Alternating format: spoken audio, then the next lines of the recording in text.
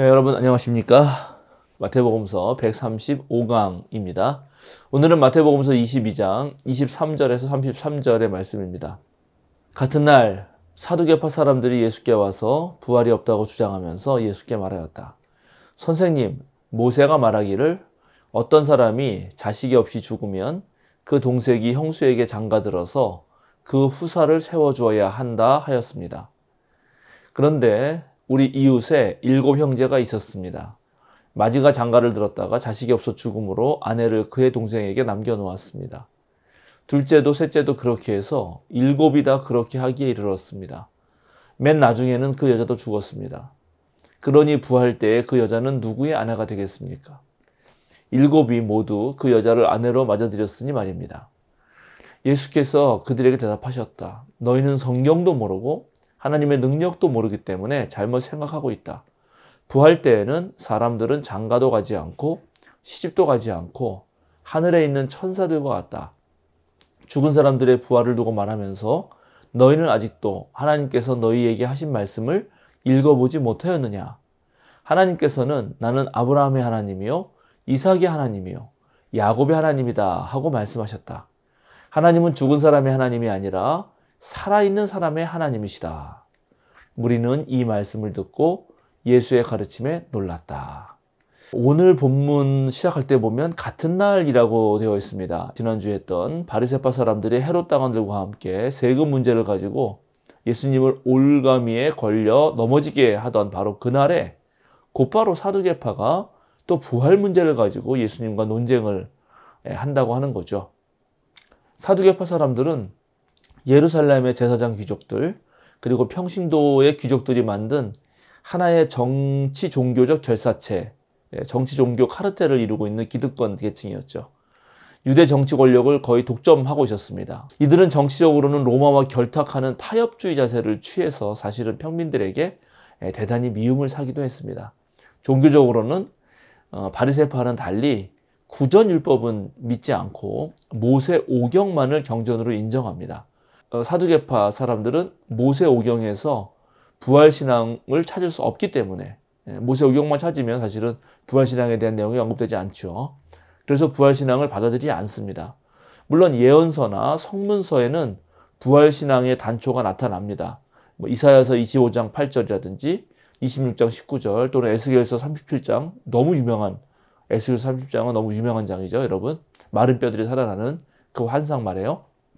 그 다음에 시편 73편 24절 25절 다니엘서 12장 1절 3절 같은 데 보면은 이제 부활신앙의 단초가 나타납니다. 그러나 사두개파는 모세 오경만을 경전으로 받아들이니까 부활신앙을 믿지 않은 것입니다. 대체적으로 사두개파는 합리주의자들이었기 때문에 죽은 뒤에 영혼이 불멸한다.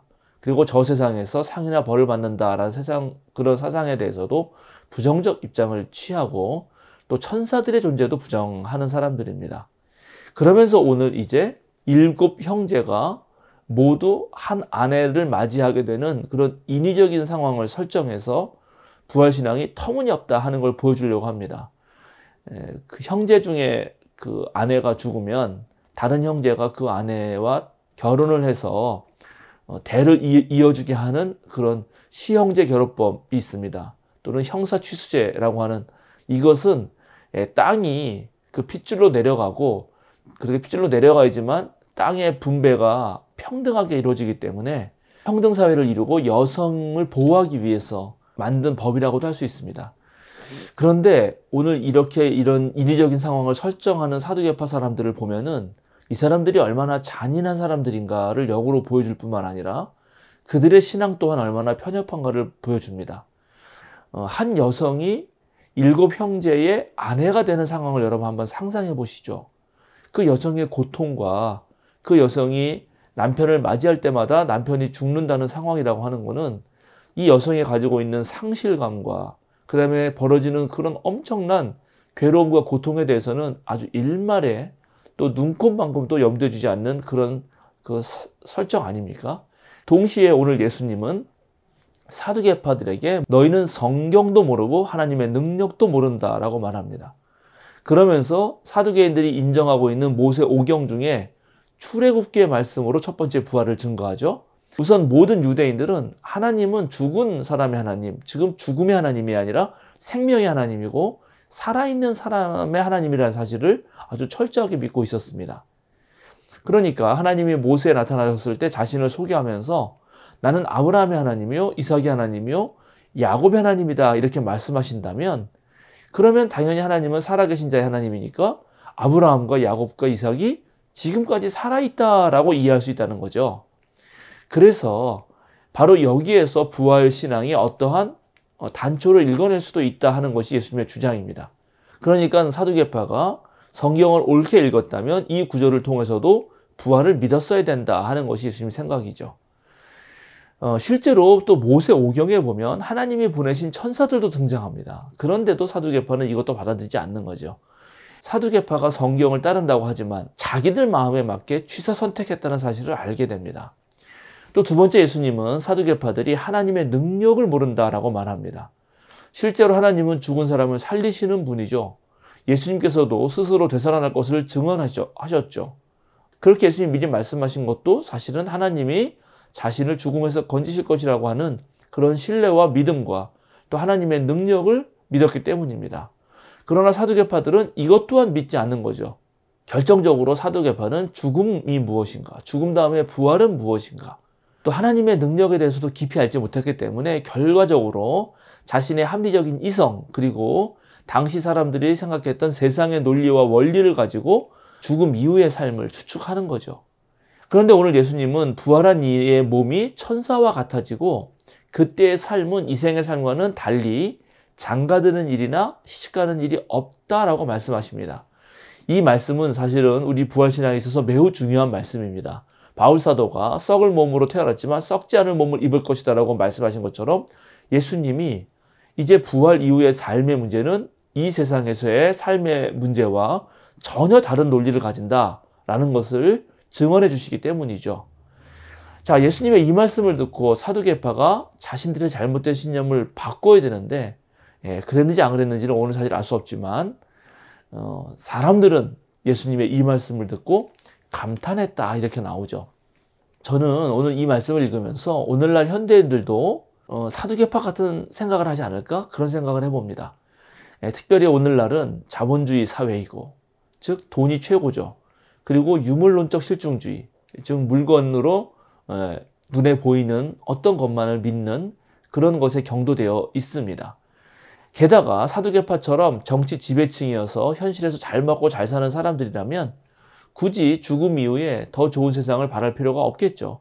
이들에게 중요한 것은 현재 자기가 누리고 있는 이 풍요와 권력이 유지되는 것이고 거기에 훨씬 더 신경을 쓰게 될 것입니다. 그러나 예수님이 말씀하시는 부활은 하나님의 능력 아래서 이루어지는 전혀 새로운 삶을 가리킵니다.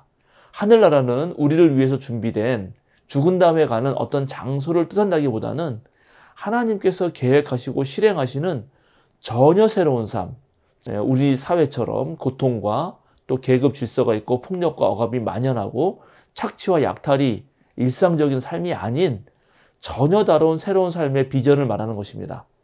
원래 부활신앙 자체도 의로운 자가 억울한 죽음을 당했기 때문에 그 사람을 어떻게 위로할 것인가 하는 문제부터 시작된 것을 우리는 익히 알고 있을 것입니다. 하나님의 뜻에 따라서 어떤 죄에도 물들지 않고 사는 사람에게 닥친 여러 가지 불행에 대해서 하나님께서는 반드시 보상해 주신다 하는 생각이 부활신앙을 낳았고 부활신앙으로 이어진 것입니다. 이 세상에서 위로받지 못한다면 하나님은 그 사람을 반드시 살리셔서 다시 위로해 주시고 남은 생애를 살 수 있도록 해주신다. 또는 하나님 품에서 영원한 안식을 누릴 수 있게 해주신다 하는 그런 신앙이었던 것입니다. 따라서 부활신앙은 단순히 목숨의 연장을 말하는 것이 아니라 정의가 승리할 것을 믿으면서 이 세상의 죄악에 무릎 꿇지 않겠다는 신앙입니다. 부활의 교리를 말로 설명해도 현대인들은 아마 믿지 않겠죠.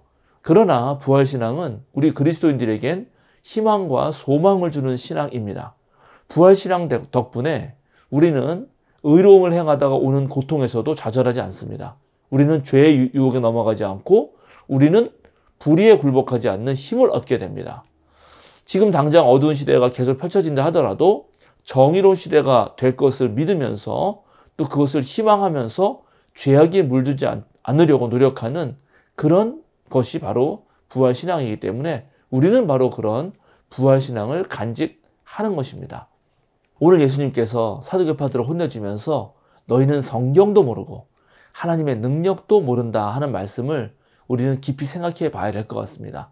우리가 그리스도인인데 혹시 우리가 성경도 모르고 하나님의 능력도 신뢰하지 못했던 건 아닌가?